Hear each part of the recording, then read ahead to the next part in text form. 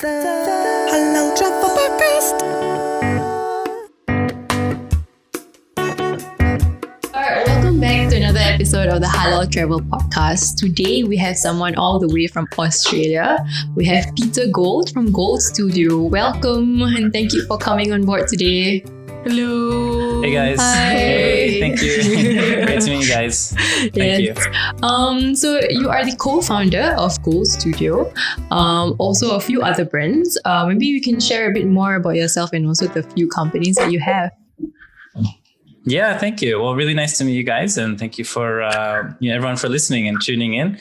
So yes, I'm very fortunate that I run a design team called Gould Studio, and that's had different, I guess you'd call them, names or versions over the years. But essentially, alhamdulillah, I've run a design company for almost 20 years now. And today we have around just over 20 people in different offices.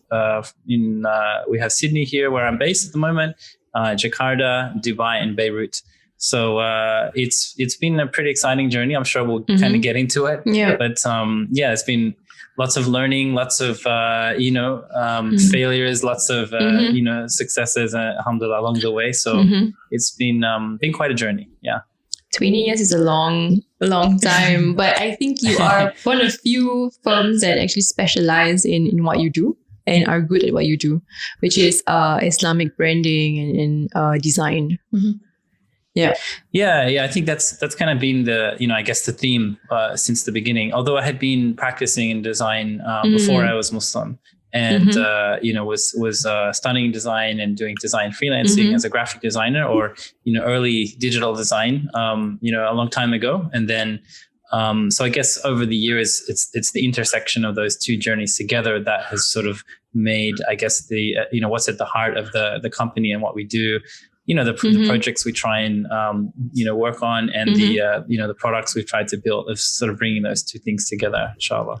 And what really, it's interesting that you mentioned, before you were Muslim, you were already practicing design and architecture. And which started first, because the main source of inspiration for your approach to design and branding is also your spiritual journey. So which came first to kind of motivate you to start the company and start what you're doing now that you're doing? Yeah, I kind of think of the two always together. I mean, everyone's kind of personal journey or their spiritual journey or their path to finding purpose and meaning in their work. Everyone has that journey.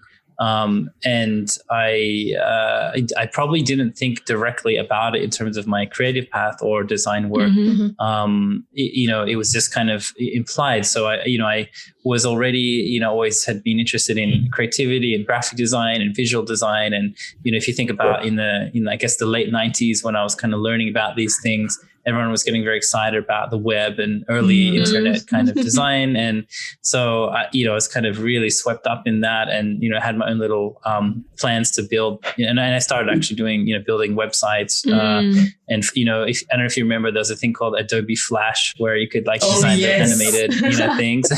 Yeah. So I was really right into that. And I studied design at university. So I did 4-year design degree here in Sydney. But I guess around the same time, I started also having just through a series of interactions and meetings with Muslims and my own journey and to understanding meaning and purpose and what really everything is about. The reason why behind things. That was kind of, I guess, a parallel journey. And then over the years, the two become more integrated, where today we're quite, sort of clear that what drives what we do as a team and the people we try and work for and the values we try to aspire to be are directly informed by this spiritual path. And, so words like, ahsan, like excellence, or barakah, like trying to design actively for blessings. So yeah, it's I think it's just been that those, exploring the connection between the two is something I've tried to do for a long time and still trying to do. So yeah, it's interesting that you mentioned also, you can share a bit more about how your journey to becoming Muslim was like. What what happened? Like, what was the journey like? Yeah. Yeah. Well, I think firstly, like, everyone who practices any particular faith or has a, spiritual path, they all have this point or journey to a point where they do feel more connected or more conscious about, directly kind of choosing or surrendering or accepting this idea that there is a greater intelligence in the universe, that sort of driving force behind, everything that we experience. And people might use different language to explain that. And for me, though, I feel very blessed to have the journey, getting to know Muslims in particular and starting to read about the Quran and lessons that are very timeless. So understanding that people and the problems that we face, in terms of overcoming ourselves and the challenges we each have in our lives, that's timeless. I mean, that's been something that sort of seems designed within humans to overcome, whatever, like greed or jealousy or whatever things we might have is timeless. And so you have these sources of wisdom, like the Quran, that are timeless ways to help kind of guide us through these things. So my journey was lots of different little steps and explorations, and it was a combination of reading and kind of like more cognitively thinking about, okay, this has to make sense, but also just experientially feeling that, well, yeah, this just kind of feels right intuitively. There's something, there's a deep truth about this behind all the noise. When you just stop and pause and meditate, there's a depth and a reality that's, not easily described. So, we could probably take a long time on the podcast talking about all of that, but I think everyone has to go through that process at some point in their lives, and defining what they really believe. And it's ongoing as well. It's not like at a fixed point and then it goes through stages. And, for example, in Islam, the way I understand it, it's in stages as well within your own inner journey. So you're working towards hopefully a better version of yourself, hopefully, purifying your heart and being better in your character, increasing your knowledge, and, sort of being less distracted on, things that are not as important. But of course it's a cycle, we don't always just arrive and then we're done. It's like a Wi-Fi signal, it's sort of sometimes stronger, sometimes weaker. You've got to just maintain that connection. And at what age is this that you realize that you need to find something that is logical? And what age do you find Islam basically? Yeah, so I was in my late teens. I started to think and ask these questions within myself. And I had, when I was 20, I tried fasting actually in Ramadan, and was more actively reading and thinking about things. And then decided to, I kind of embraced Islam when I was 20. Yeah. So I'm 39 now. So, I'm older, not necessarily any wiser, but hopefully more, but I guess just hopefully more appreciative and with higher level of gratitude, especially after having children and being able to travel, experience lots of things around the world. Just trying to be aware of, if someone asks me like, well, how do you explain, why do you pray to God? Like, how do you, what's the connection? Why do you do that? I mean, in simplest terms, it's also thinking about just gratitude, like just being grateful for health, for family, for security and safety, and for inspiration and, creativity and having a good team. And like, just to reconnect with that 5 times a day, that is like at one level, just such a beautiful thing. And you talk about your children. On a video, I heard that you have 2 daughters. Yeah, I have 2 daughters and a son. So my life is very full. Wow. Anyways, when I was watching the video, it was actually a video by Salaam Sisters.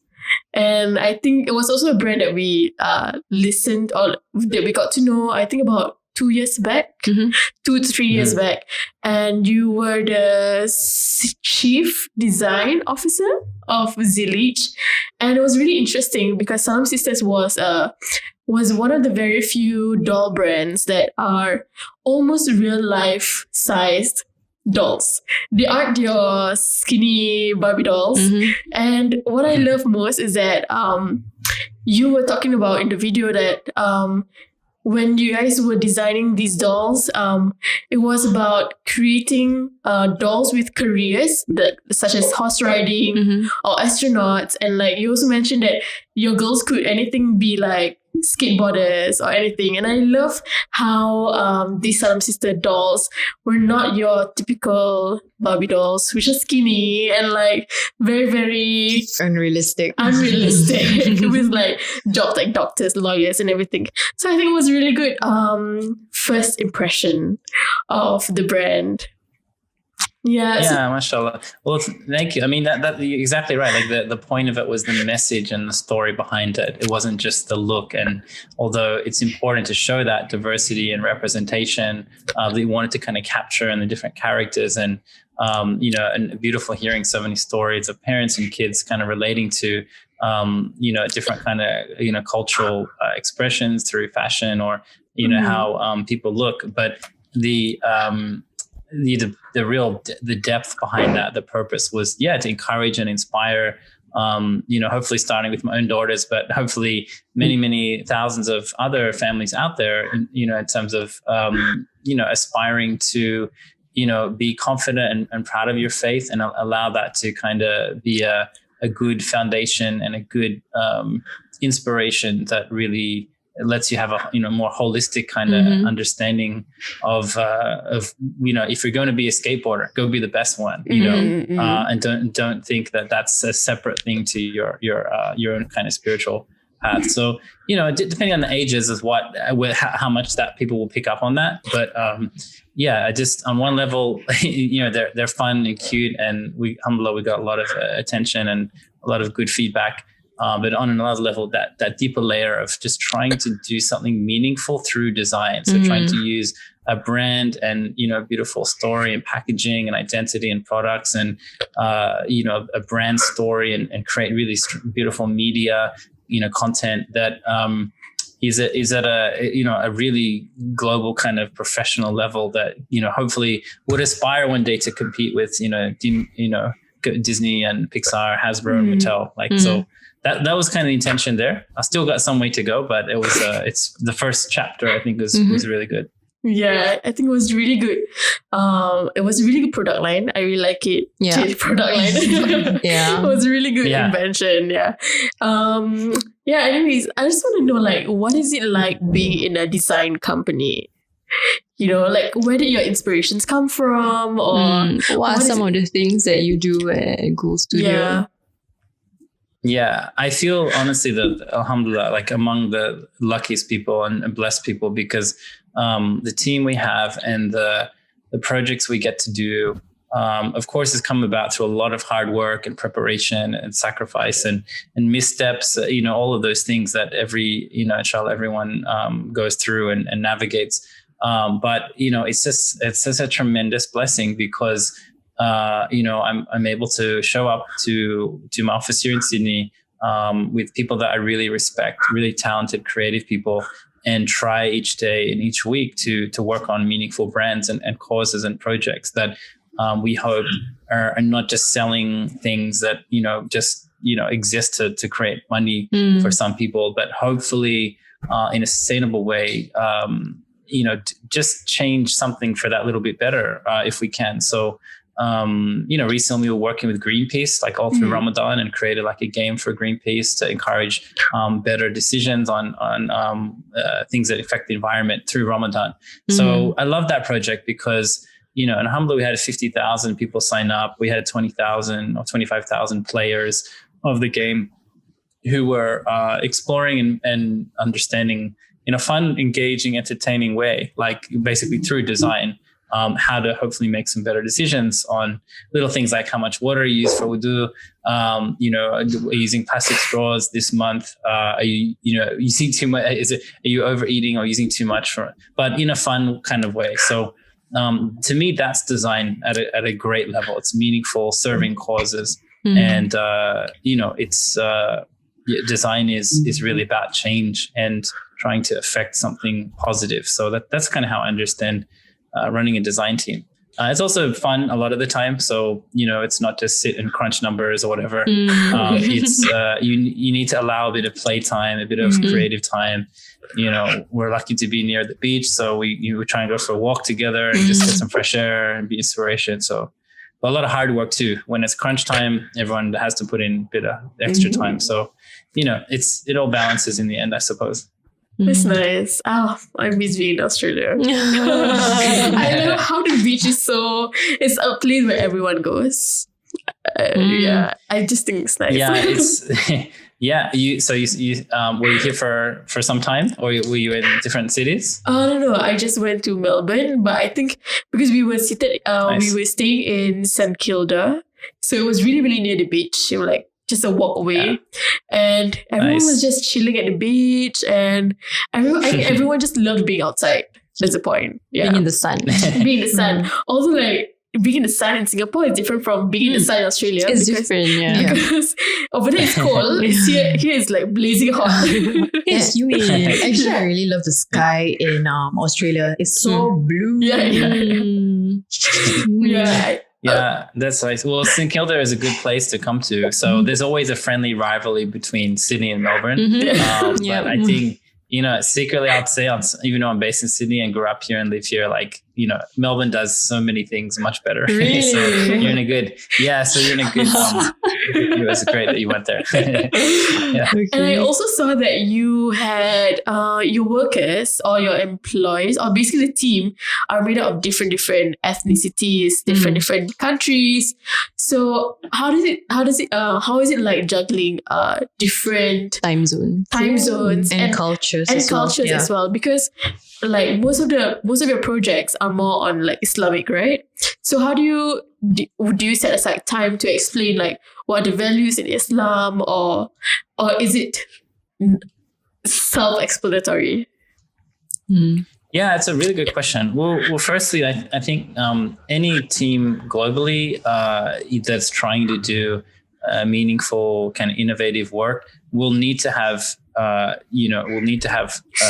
like a real commitment to getting diverse viewpoints. Whether you're looking at a tech company or otherwise, to really be, I think to really grow and to create a product that's considered from lots of angles, you've got to have a diverse team. So, this is not the thing just because, that said, for us, it's grown about fairly organically. So, there's a number of factors that kind of help to us growing that way. So we literally needed to have Arabic speakers for some projects. And I was based in Dubai, for a couple of years on and off, kind of flying there very often before COVID. And, I need to kind of grow a bit more of a team in the region to help the time zone there. And, alhamdulillah, we have our Jakarta team, and within each team, we try to have a really good mix of viewpoints, experiences, to be a kind of more rounded design team. You want to have people that have different kinds of experiences and expertises, different backgrounds, different paths, different faiths. And I think that's what creates this unique kind of DNA of our team is that diversity that gives us that strength, and we can lean in on different people. So, for example, one of our senior creative directors who's been with us for probably coming up to 10 years. He's not Muslim, but has helped lead some amazing projects for Muslims. And he has a great, I think, specialty in game design. So he asks excellent questions that wouldn't probably be asked by someone who grew up being Muslim in Jakarta, for example.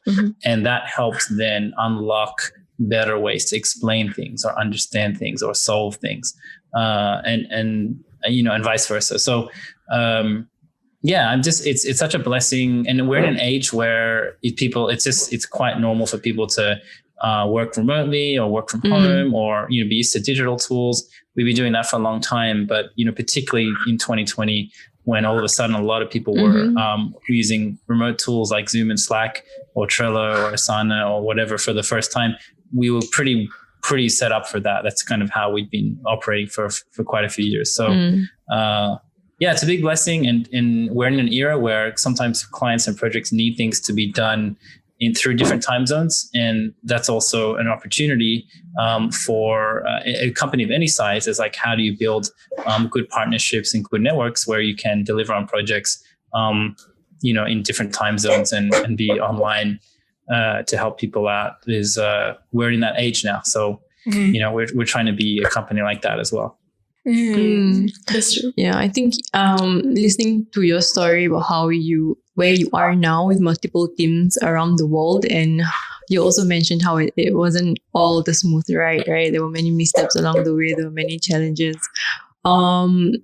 What would be your advice to, budding entrepreneurs who are looking to start their own company, start their own brand? And I also understand that you actually have Heart of Design, which is a drive that supports young entrepreneurs who are looking to enter this field. Yeah. So a great question. So and that program you mentioned called the Heart of Design is something that I've developed over a few years. That's really been in a response to many people reaching out over the years asking for advice or asking for like, hey, I saw you launch this product and things look like it went well. How did you do that? Or like, hey, I'm trying to launch this app, or I've got this idea, or I've got this product that I want to build. What do I do? How do I do it? And we get those kind of inquiries from all over, which is great, from young people, from people looking to change career paths, or people wanting to build a side hustle, or some people looking kind of just exploring the kind of entrepreneurial path, but in a more holistic way, or something that reflects their faith and their values, not just sort of like, hey, I need to build $1 billion company and be another giant tech success story. There's a lot of people that I think are exploring entrepreneurship, but trying to do that in an authentic way to them. So the Heart of Design really came about as a program in response to that. And it's really, I guess, just a collection of experiences, thinking, resources, tools, processes that I'd kind of been using organically over the years, and then just developed into a bit more of a structured way to kind of help people through that are interested in launching an idea. So typically someone might join the program. The current version of it's like a 5-week program, and they might be working at a job, or they've recently finished university or something like that, or wanting to change careers, and like, okay, how do I take this idea and develop it? And so to answer your question in terms of advice, a big part of the program is about firstly helping set up a strong vision and the intentionality behind that to really make sure the purpose and the foundation from the start is something that you really, you've really got a clear idea on what you're trying to solve, like what kind of problem, why it's really important to you, and why it will matter when things get tough, because they will get tough when you're trying to launch something or raise money or get traction. Having that clear sense of that clarity of niyyah and that purpose is part of the program. And then helping people like test that and actually start seeing, is this something people will pay for? Is this something that I can sustain in some way? And then it's looking at more conventional startup type of tools and, things like I have my own version of, say, the Lean Canvas, which is a startup, pretty common methodology for testing ideas. But I kind of bring more spiritual intention into that with my own kind of version called the Heart-Centered Design Canvas. So that is, it's a tool that I developed that, alhamdulillah, I've got a lot of good feedback on.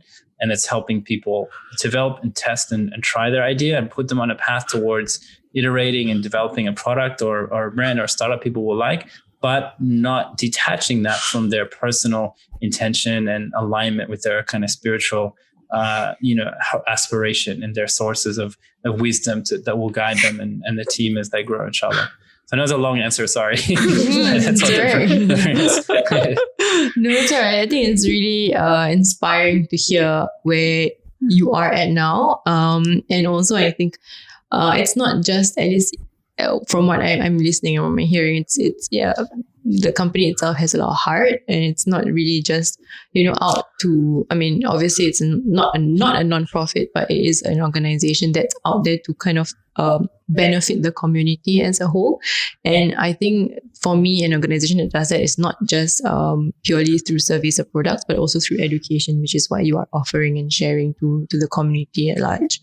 So I think it's really inspiring. And I also actually like the fact that you mentioned about each individual's niyyah or purpose and intention, because somehow or other, I really respect the fact that you value the individuality of each individual as well as like whatever pathway the organization is headed towards. I think that's something that we tend to forget, and somehow or other, most of us might want to follow the herd, but I guess from listening to you, it's that, individuality is very unique and should be celebrated. It's very much valued in that, which is great.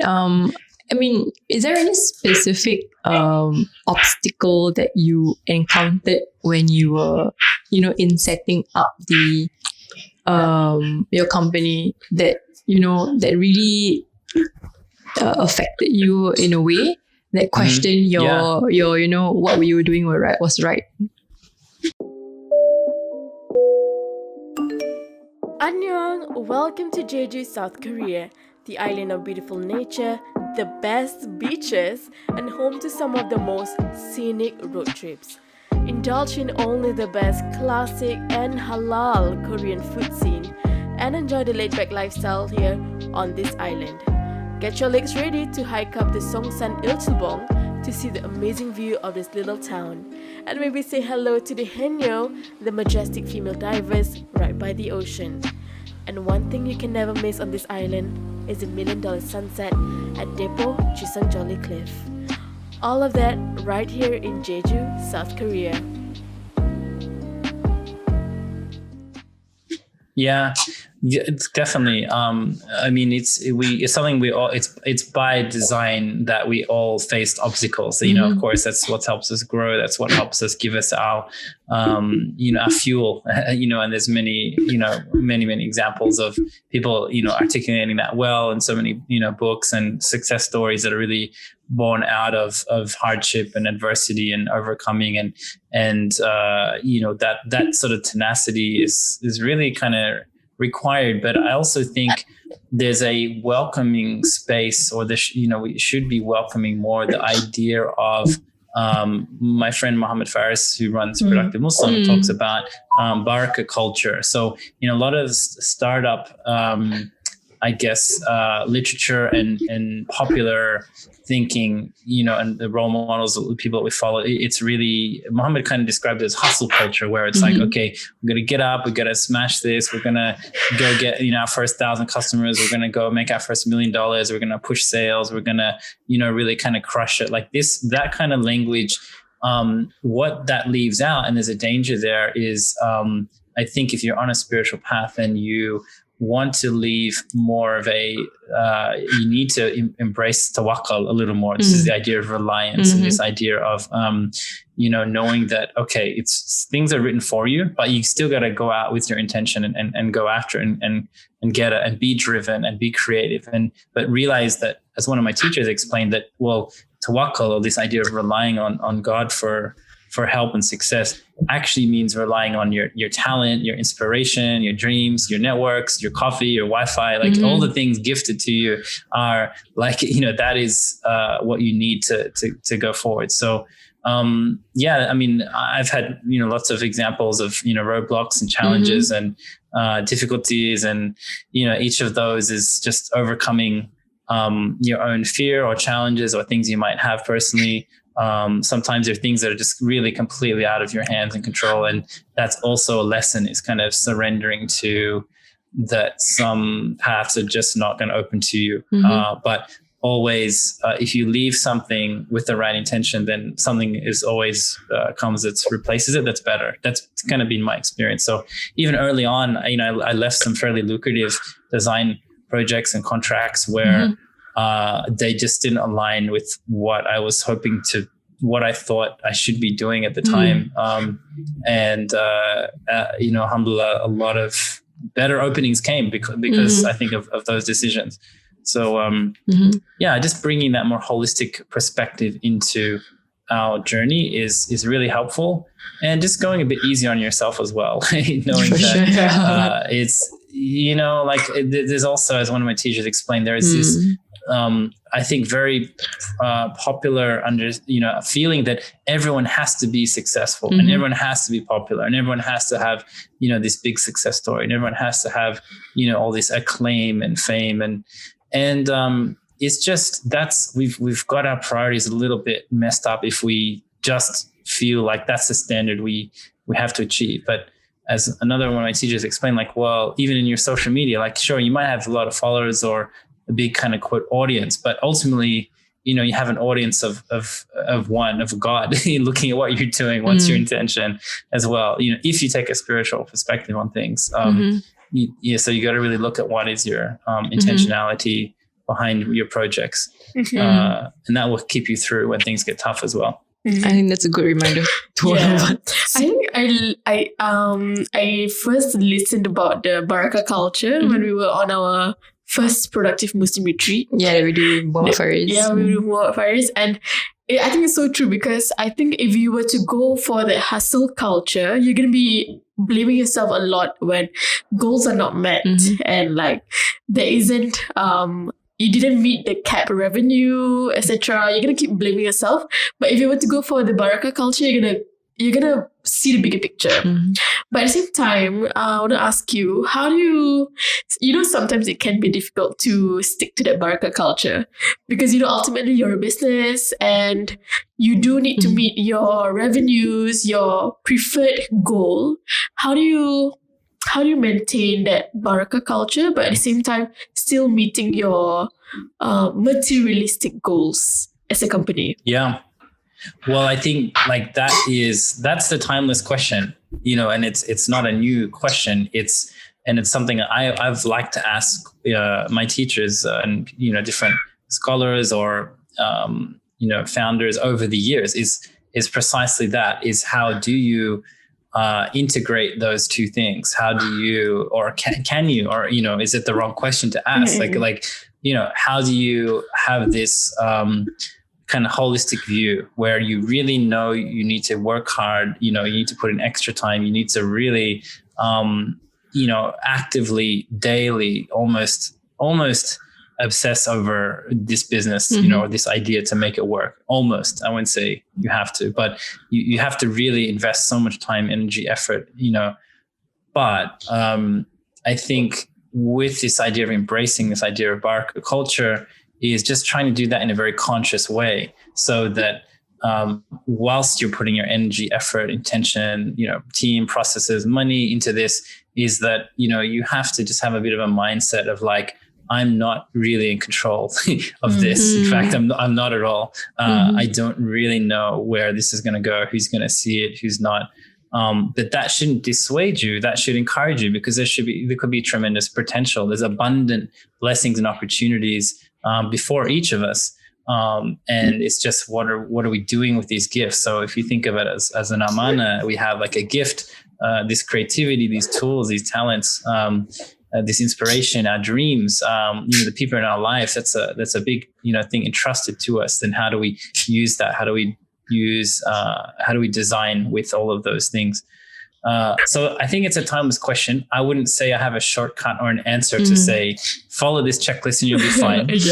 but it's just really trying to live consciously and trying to run your business consciously and trying to be selective in your decisions about what I'm going to design, who am I working for, how am I earning, and you can have a very successful, very strong, sustainable business that's very ethical and beautifully run with a great team without compromising. I think it's possible, and I think there's good examples of for a company like LaunchGood, for example, who I'm good friends with the founders and have worked with them for a long time, and seen how that consistent dedication over many years has increasingly created a wonderful company and platform that, literally in the last, few weeks in Ramadan raised over, I think, $50 million in supporting great causes around the world from over 140 countries, I think.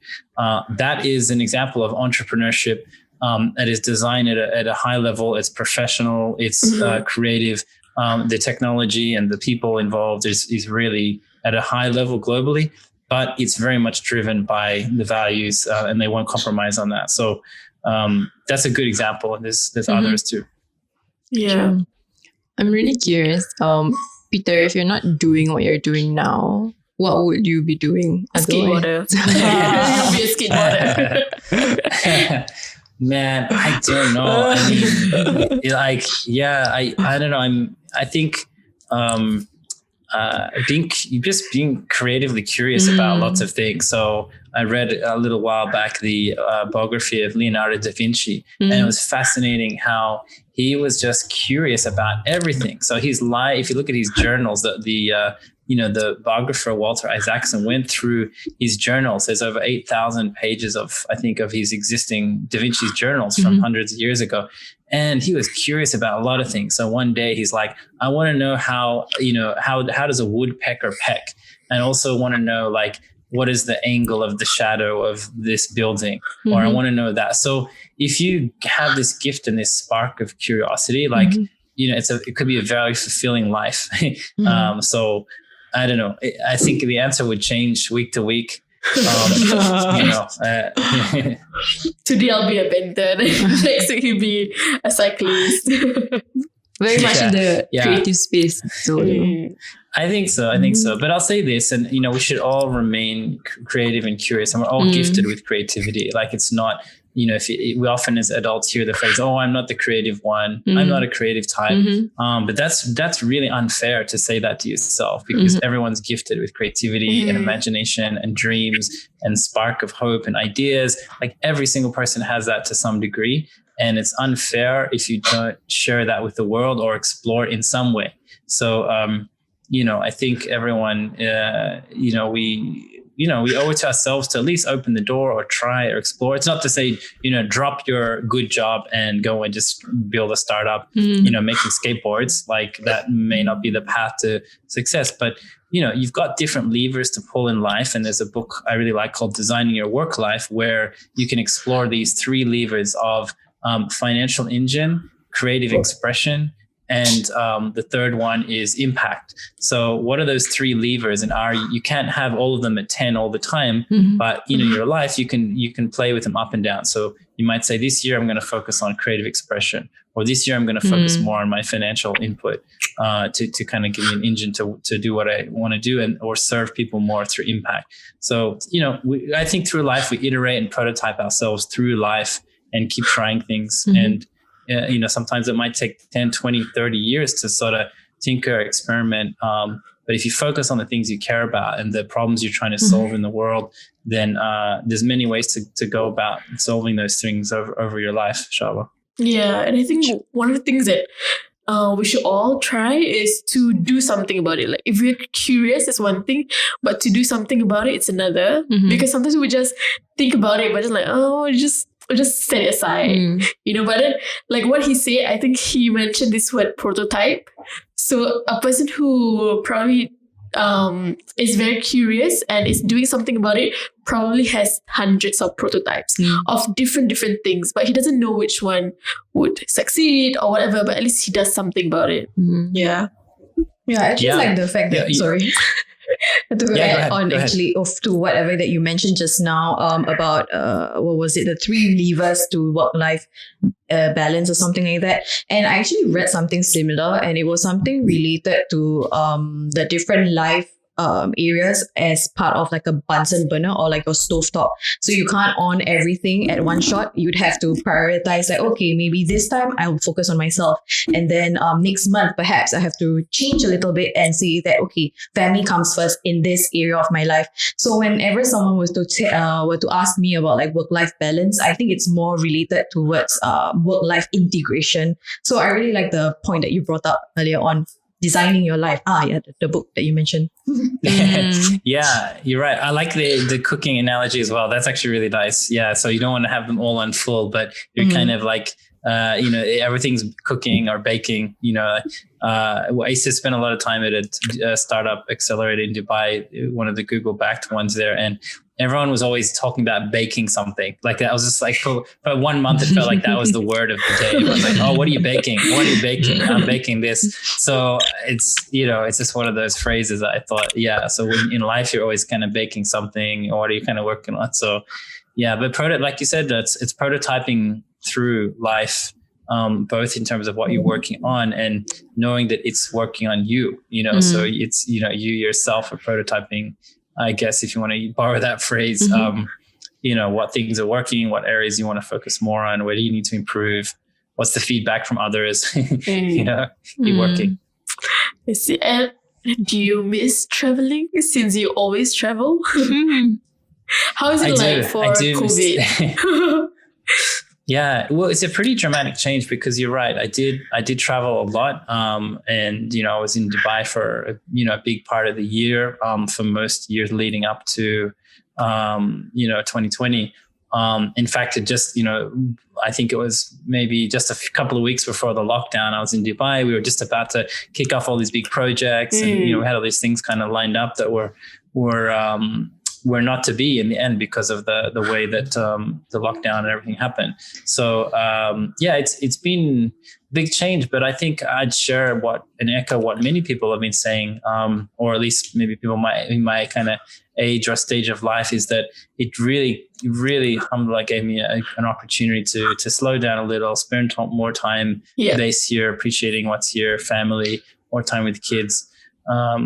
But I feel very, very fortunate that I had a lot of opportunity to travel and explore, for quite a few years, since sort of exploring the spiritual path, being able to visit a lot of cities, places, people that informed a lot of the feelings and views and understandings, and spending time with teachers and scholars and, creative masters. Like that was so essential to, I think, what I'm trying to do today.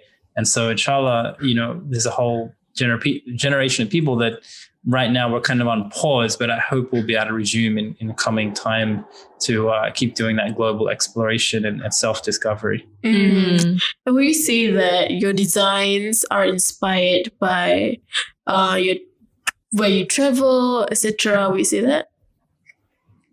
Yeah, 100%. I mean, it's especially if you kind of consider where I grew up, as this white guy in the southern suburbs of Sydney, and then all of a sudden, having very different exploration, spending time in Mecca or Istanbul, or spending a month in Fez in Morocco, or going to Syria and trying to learn Arabic, and then spending, I lived in the Bay Area, San Francisco for a year, spending time, Southeast Asia and Indonesia, Malaysia, and Singapore, with you guys there. And just that collectively just shapes a lot of appreciation for the incredible beauty found on earth, a lot of gratitude for things that, you can easily take for granted. But all those, we're the sum of whatever interactions and experiences we've had, good and bad. So, a lot of inspiration that's gone, and also just connecting with many pockets of people and communities and looking for common threads. So what is it that someone in Bandung might be working on that I think someone in Jeddah or San Francisco might want to learn about? So I've tried to build little kind of casual creative communities and connections as well. So, I run a large Slack group with about 800 people that I've kind of met over the years. And, that's a nice way to keep this. The expression I use there is like-hearted. So we're not necessarily like-minded because, we all have different viewpoints and experiences, but like-hearted is a way of thinking about, we all trying to head in the same direction, or we have this vision for doing something good in the world. So I didn't come up with that term. I can't remember where I first heard it, but I think that's a good way of thinking about the world. We're trying to be like-hearted together. I think it's really good. What are your future plans for Gould Studio and also for yourself moving forward? Well, we are trying to do a balance of, helping our clients and when our people do meaningful work and help on important causes that we think will are kind of pressing and urgent. So work with 3Ps, for example, or I do some work with UNHCR with refugees. At the same time, I'm really excited about developing our own products in-house. So working on a video game at the moment that I've sort of had baking for a while, and it's finally for me the right time to commit some team to start building that. So I wanted to create meaningful games and experiences and content. And I think we've got a really good team to, inshallah, work in that direction. Things take time, so I can't say when, but the future for me is a combination of keep on working for great clients and projects on meaningful work, inspiring work, but also develop products and digital products and more products like Salaam Sisters and 5 Pillars and other things that hopefully inspire our young people and empower them and encourage them to keep pursuing a meaningful, creative, and spiritually grounded path, inshallah. Inshallah. I love it. I love how the brand, I think Gould Studio is basically one of those studios that really nitpick the causes that they want to work for. So, for example, Greenpeace, Salaam Sisters, or Launch Good. These are all in line with the Islamic faith, and I love how modern these organizations are. They have become very modern, and I don't see that very much here in Singapore and Southeast Asia, where usually organizations that are focused on Islamic values, for example, like charity organizations, etc., they're still not modern in a sense, where they are not like elevated with great design, great branding. But we see that completely different in Launch Good, in Greenpeace, whereby they understand that branding is also a part of exposure for the brand. Yeah, so I think that's a good work that you guys are working on. Thank you. And I love that you guys are very, very committed at your work. Very inspiring. Thank you. Yeah, no, we're trying. It's collectively there. I mean, there's many great teams and people, working on related things. But I feel again very fortunate that Gould Studio is people reach out to us and we're able to just really help support some important work. And of course, you need your company to be sustainable and to grow and be healthy.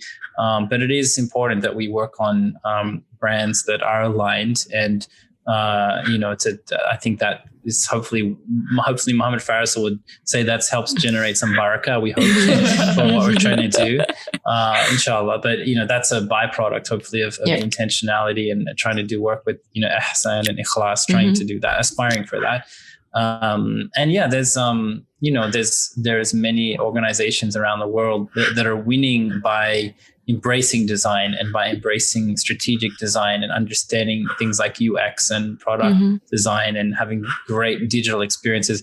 I believe if we can get more and more of that mindset and capability of sophisticated product design into the paths and the hands of younger people, and particularly in Muslim communities across the world, we'll see those voices, increasingly help have a role or a seat at the table in terms of, the narratives and the brands and the representation that we see around us. So I'm very optimistic. Maybe not everyone is, but I'm really optimistic about that potential and that future. And, there's some timeless wisdom that we have access to that I think we should have an obligation to share through our design amana, our design intent. So hopefully we have a lot of great work ahead of us, all of us, including you guys. Yes, inshallah. I think we better creative people. Inshallah. Okay, inshallah. I think if your intention is good and your heart is in the right place, I think everything else will fall into place nicely. Yeah. It will all work out how it's supposed to be. Sure. Yeah, and really thank you for giving us this timely reminder about how faith and life can intersect. Mhm. Yeah, and Yes. they are not mutually exclusive. Right. Yes. Yeah. Go Baraka culture. Well, Faris, please come on the show. Explain more about Baraka culture. Alright. Thank you so For sure. much. Absolutely. Thank you so much. Thank you guys. Peter. Great to chat. We hope you are going to stay safe in Sydney now that you guys don't have to wear masks anymore. Okay. Yep. Thank you. Thank you so much. You guys. Thank you. Let us know. Let our audience know where they can find you or Gould Studio. Yeah, no problem. Well, if you Google my name, Peter Gould, you'll find a very famous Hollywood director. So that's not me. Yes, that was so true. I'm like, this is not Peter Gould. So I'm the other one. But what's funny is I have done an event where someone read out the bio of the Hollywood actor. So everyone thought I was like this famous Academy director. And I was like, no, but it was kind of fun for a night being, kind of ordering Peter Gould. He's gonna get fired. Yeah, no, it's cool. We follow each other on Twitter. Okay. Anyway, so yeah, just you can search my name, Peter Gould Art on the socials. And if you search for Gould Studio, you'll find out what the team is up to. Yes, and it's Gould Studio. Yeah. Okay, thank you, Peter, for coming online. We appreciate you coming on board. And that is the end of our podcast today. If you haven't listened to our past episodes, go listen to them. If you haven't, like, share, and subscribe to this video. Thank you guys for watching. Bye. Thanks. Alright guys, thanks for listening. So we'll see you on the next episode. Don't forget to give us a shout out on anchor.fm/the Halal Travel Podcast. Your voice message could be featured in our next episode. Yep, and if you have any advertising and collaboration opportunities, contact us at info@halaltrip.com. That's info@halaltrip.com. Also, don't forget to follow us on our Instagram, Facebook, and Twitter at Halal Trip. We're also now on Telegram and TikTok.